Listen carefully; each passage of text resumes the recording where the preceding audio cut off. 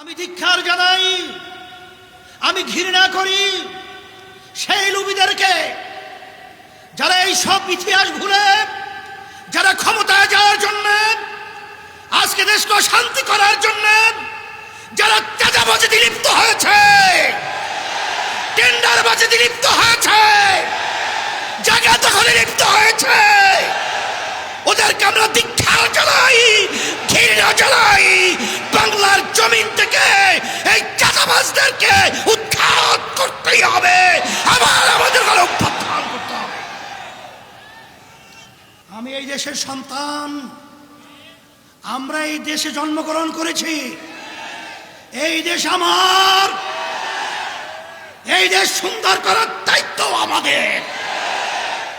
আমরা সবাই একাকার হয়ে এই খুনিদেরকে, এই চাঁদাবাজদেরকে, এই বিদেশি দাবিদারদেরকে আমরা এই বাংলাদেশের মধ্যে চিরতরে কবর রচনা করতে হবে। আজকে সেই ঐতিহাসিক 2024 জুলাই 5ই আগস্ট, এক বছর পরে সেই করুণ ইতিহাস চিত্র, সেটা আমরা ধারণ করে সোনার বাংলাদেশ গড়ার লক্ষ্যে, মানুষের ন্যায্য অধিকার ফিরিয়ে দেওয়ার চেষ্টায় এদেশের শতকরা 92 জন মুসলমান বসবাস করে। সেই মুসলমানদের মূল চেতনা, নীতি আদর্শের নাম হলো ইসলাম। এক কথায় মানবতার প্রতিষ্ঠার লক্ষ্যে 5ই আগস্ট যে ফ্যাসিস্ট, খুনি, গুমি, আয়নাঘর তৈরি করার কারিগর, আমাদের দেশের টাকা বিদেশে পাচার করার রূপকার, এই দিনই ভেঙেছিল। সেই এক বছর পরে আজকে আমরা এখানে উপস্থিত হতে পেরেছি, শুকরিয়া তার বলি আলহামদুলিল্লাহ। সর্বপ্রথম আমরা আল্লাহ রাব্বুল আলামিনের কাছে দোয়া করব, যারাই ফ্যাসিস্ট, খুনি এবং গুণী, আয়নাঘর বানাবার কারিগর এবং দেশের টাকা যারা পাচার করেছে, সেই ছাত্ররা এবং জনগণ এই অন্যায়ের প্রতিবাদে যখন তাদের জীবনের মায়া ত্যাগ করে, যখন বাংলাদেশ সহ বাংলাদেশের সর্বত্র অলিগলিতে যখন আওয়াজ তুলেছিল, তখন আমাদের সেই দৃশ্য এখন আমাদের চোখের সামনে ভাসছে। সেই আবু সাঈদ 2 হাত প্রসারিত করে যখন এই অন্যায়কারীদের প্রতিবাদে, যখন তার বুকের ভিতরে গুলি নিয়ে রাস্তায় লুটিয়ে পড়েছিল,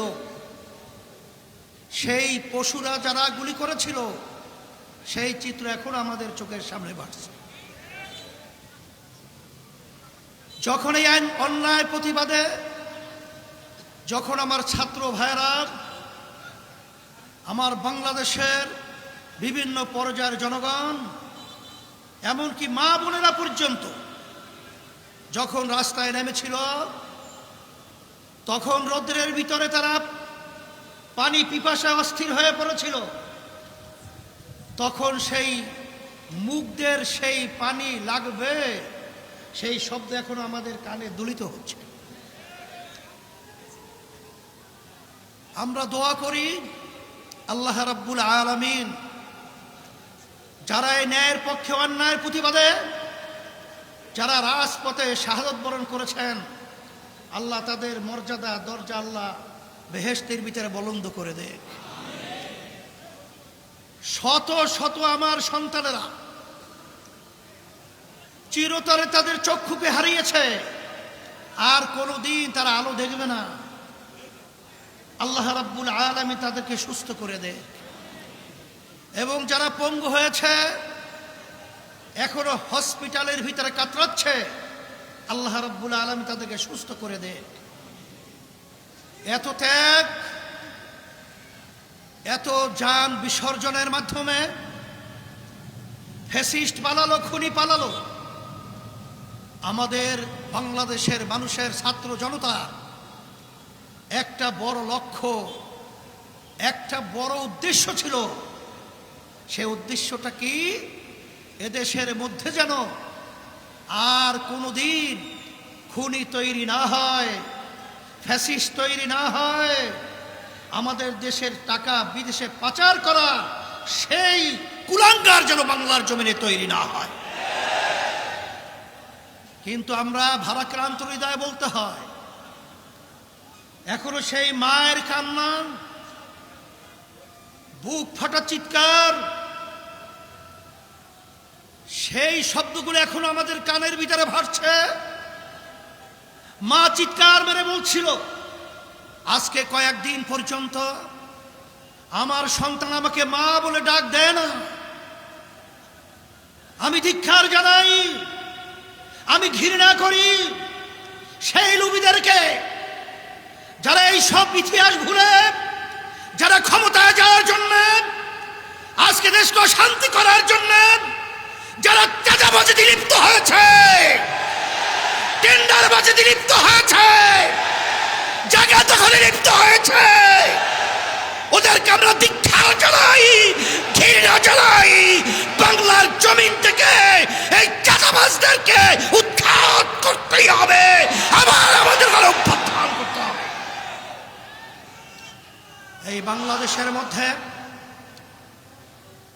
আজকে আমাদের দুঃখ সহকারে বলতে হয়, যারা নাকি চাঁদাবাজি করছেন, যারা আজকে এখনো বিদেশের সেই ইচ্ছা পূরণ করার জন্য যারা আজকে সুন্দর সুন্দর বুলি আওড়াচ্ছেন, আমি সেই বাংলাদেশের ঘৃণিত শত্রুদেরকে বলবো, সেই জুলাই, সেই 5ই আগস্ট আবার আজকে আমরা স্মরণ করছি। হাজার হাজার মায়ের কোল খালি হয়েছে, হাজার হাজার আমাদের বাংলাদেশের মেধাবী মেধাবী ভবিষ্যৎ প্রজন্ম সন্তানগুলোকে যে উদ্দেশ্যে তাদের জীবন বিসর্জন করতে হয়েছে, আবার সেই চিত্র আমরা আবার বাংলাদেশে দেখব। এটা কখনোই সহ্য করা যায় না, এটা কখনোই মেনে নেওয়া যায় না।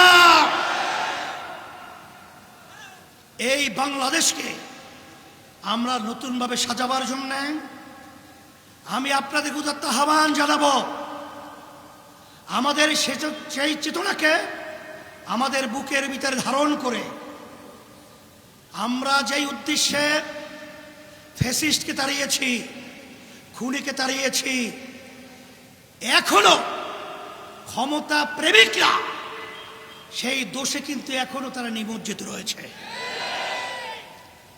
আমি তাদেরকে বলবো, আমাদের যুদ্ধ শেষ হয় নাই, আমরা এখনো রাজপথ ছাড়ি নাই। তোমরা বাংলাদেশকে মগের মূল্য পেয়েছো নাকি? না, আমরা তোমাদের কাছে দেশকে ইজারা দিয়েছি। আমি এই দেশের সন্তান, আমরা এই দেশে জন্মগ্রহণ করেছি, এই দেশ আমার, এই দেশ সুন্দর করার দায়িত্ব আমাদের। ফ্যাসিস্ট, চাঁদাবাজ, মিথ্যুক এবং বিদেশের তাবেদারদেরকে এই বাংলার জমিনের মধ্যে আর মাথা উঁচু করে দাঁড়াতে দেয়া যাবে না। এর জন্য আমি বলবো, যেই উদ্দেশ্যে আশা আকাঙ্ক্ষা নিয়ে আমাদের দেশের এতগুলো সন্তান জীবন দিয়েছিল, পঙ্গু হয়েছে, এখনো চক্ষু হারিয়ে তারা দিন রাত্র অসহায় অবস্থায় যারা আজকে পার করছে, আমার সাংবাদিক বন্ধুদেরকে বলবো, আমার প্রশাসন ভাইদেরকে বলবো, এবং সর্বশ্রেণীর সর্বপেশার আমার ভাইদেরকে বলবো, আসেন আমরা সবাই একত্রিত হই, আমরা সবাই একাকার হয়ে এই খুনিদেরকে, এই চাঁদাবাজদেরকে, এই বিদেশি তাবেদারদেরকে আমরা এই বাংলাদেশের মধ্যে চিরতরে কবর রচনা করতে হবে। সেই হিসাবে আমি সকল কথা আহ্বান জানাচ্ছি, 5ই আগস্টের পরে আজকে বাংলাদেশ নতুন গড়া একটা ক্ষেত্র তৈরি হয়েছে। এই সুন্দর ক্ষেত্রকে যেন আমরা নষ্ট না করি, এইভাবে আমাদের সজাগ থাকতে হবে। আমরা সবাই একাকার হয়ে পিআর পদ্ধতি নির্বাচনের মাধ্যমে জাতীয় সরকার তৈরি করে আমরা এই দেশকে সুন্দর করব। আল্লাহ রাব্বুল আলামিন আমাদের সকলকে এই সুন্দর দেশ করার এবং এই আশায় আমরা একত্রিত কাজ করতে পারি আল্লাহ তৌফিক দান করুক। আল্লাহুম্মা আমিন। রব্বানা আতিনা ফিদ দুনিয়া হাসানা ওয়া ফিল আখিরাতি হাসানা ওয়া কিনা আযাবান নার বিরহমাতিকা ইয়া আরহামার রাহিমিন।